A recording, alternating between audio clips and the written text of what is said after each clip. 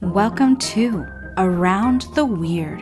Here's your host, the museum curator of the strange and unusual, Mr. Nothing. Thank you, mysterious voice, and welcome back to Around the Weird, a booktube channel where I talk about all manner of strange and unusual literature that I have found in my travels. It is Short Story Tuesday, a wonderful day to talk about all the short-form literature that exists in the world, and I wanted to revisit a classic science fiction, or revisit the classic science fiction genre, looking at one of the premier names in science fiction. I am referring to a book about Earth long after humans are gone, and when another group of aliens visit Earth and try to figure out a little bit about its culture. I am referring to History Lesson by Arthur C. Clarke. For those who don't know, and I have a feeling quite a few people might know who Arthur C. Clarke is, but Arthur C. Clarke, like Robert Heinlein and Philip K. Dick, are part of the classic science fiction authors like Isaac Asimov, just the people who came around in the period between like the 40s and the 80s, I want to say, and wrote a great deal of science fiction that kind of guided the rest of the field well into our present moment.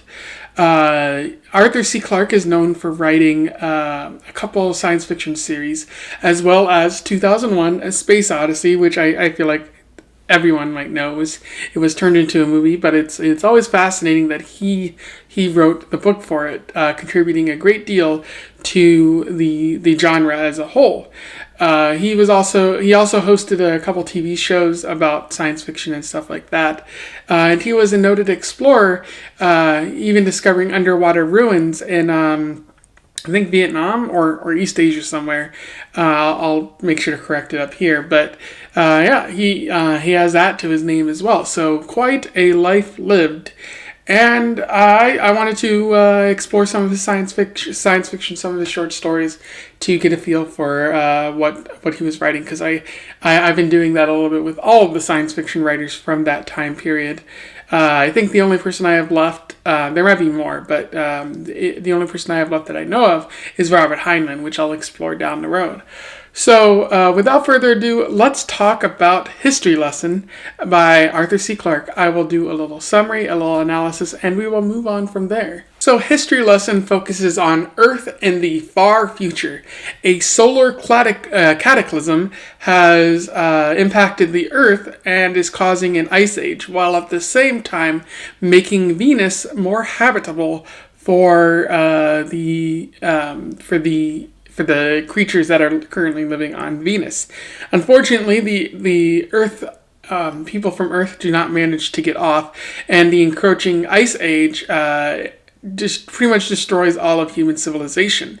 And so in the far future, a man named Shan and his sons are the last humans on Earth, making their way towards the south in an effort to find more habitable land, and hoping that the ice age, the glaciers haven't extended that far south.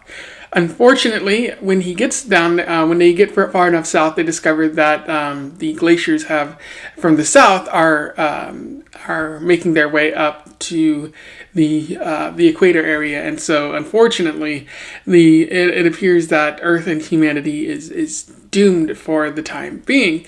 So after Shan dies, and while the next generation still has time to preserve bits of the human race, they go about preserving some of Earth's treasures, basically anything they can get their hands on: books, movies, videos, songs, audio clips, etc. And they preserve that technology in some way, burying it in the ground and placing a beacon on it so that future generations or other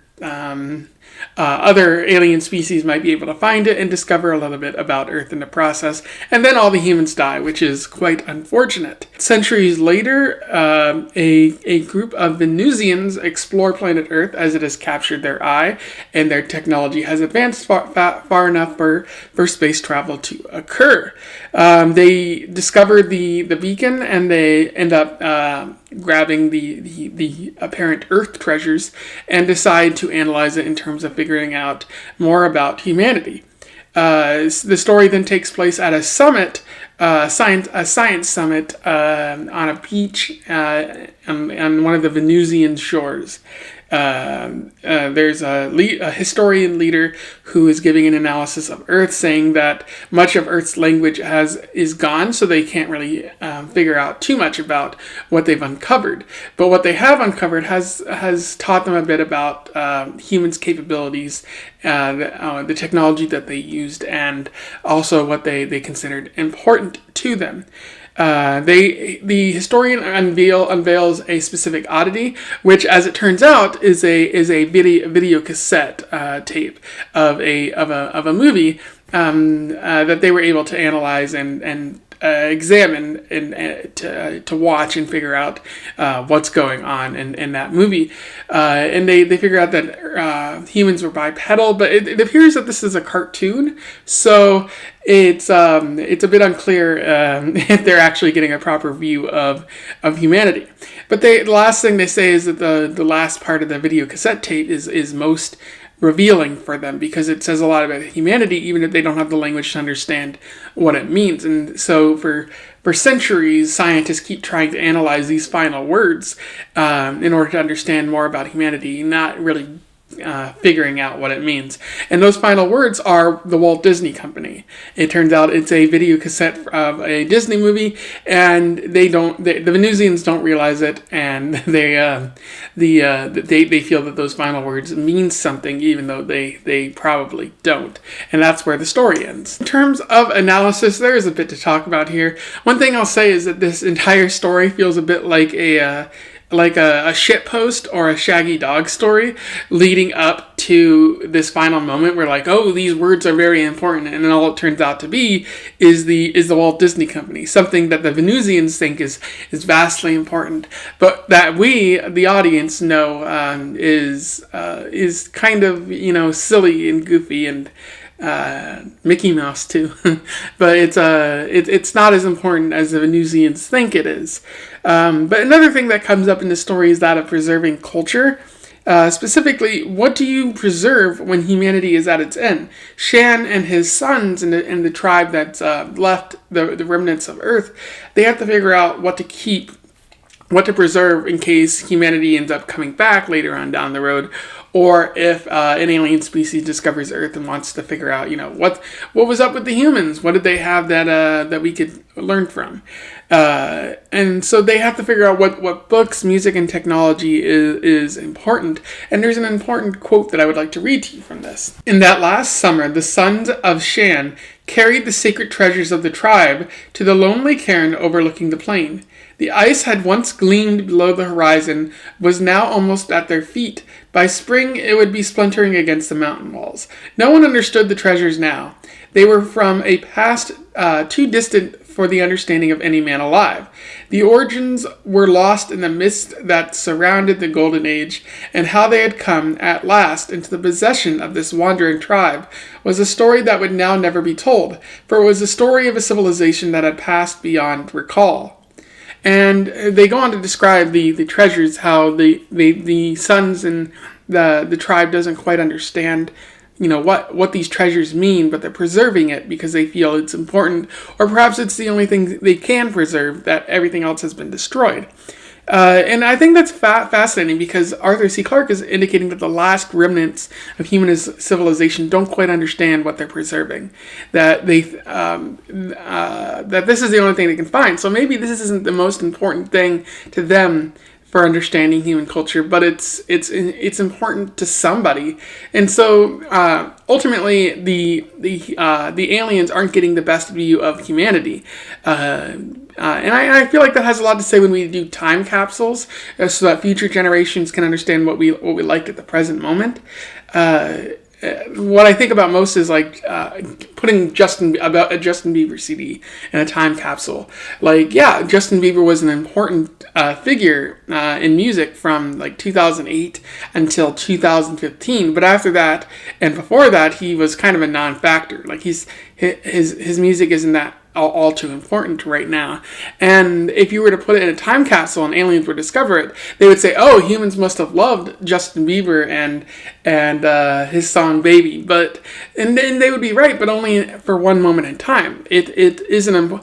You don't get a view of what's worth preserving, especially when you're in the present moment. You got to look at the grand scale, and the only thing that we can really put in any time capsule or save for any future alien species to understand about us is what we've already preserved already, and that's becoming increasingly limited as we preserve only things that we think are important. And so what you're getting a very limited view of humanity, and we don't even know what's worth preserving. Ultimately, it's just stuff that we think is important culturally or subjectively important. Another thing I like about this is how Arthur C. Clarke gets at the impossible task of studying Earth culture, studying another culture when the time that culture has existed it has long since passed.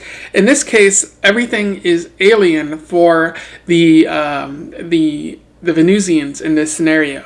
Like they don't understand Earth's writings, they don't understand Earth's language, so they can't possibly understand the books, the movies, the music. It comes in a language that they don't quite understand. They know that this was important to humans in some way, but they don't quite know like why it was important or what these works were trying to say, especially because they don't have the language anymore. And so breakthroughs are needed to truly understand what's going on. There's an interesting quote that I would like to read to you here. He mentioned the centuries of fruitless research that had failed to interpret a single word of the writings of Earth. The planet had been inhabited by a race of great technical ability. That, at least, was proved by the few pieces of machinery that had been found in the cairn upon the mountain. And so they don't really understand anything about the civilization beyond, having great technical ability. If they don't understand the writing, then they can't possibly synthesize what's going on in this culture that is long since past. I keep repeating myself, but there's bound to be a lot of misunderstandings. Hilariously, they misunderstand the Disney video and view it as more important than it possibly was. And you're going to get a bunch of those misunderstandings, especially as two societies grow in great distance to one another. I think you can probably see what I'm getting at here. How does this apply to our own society?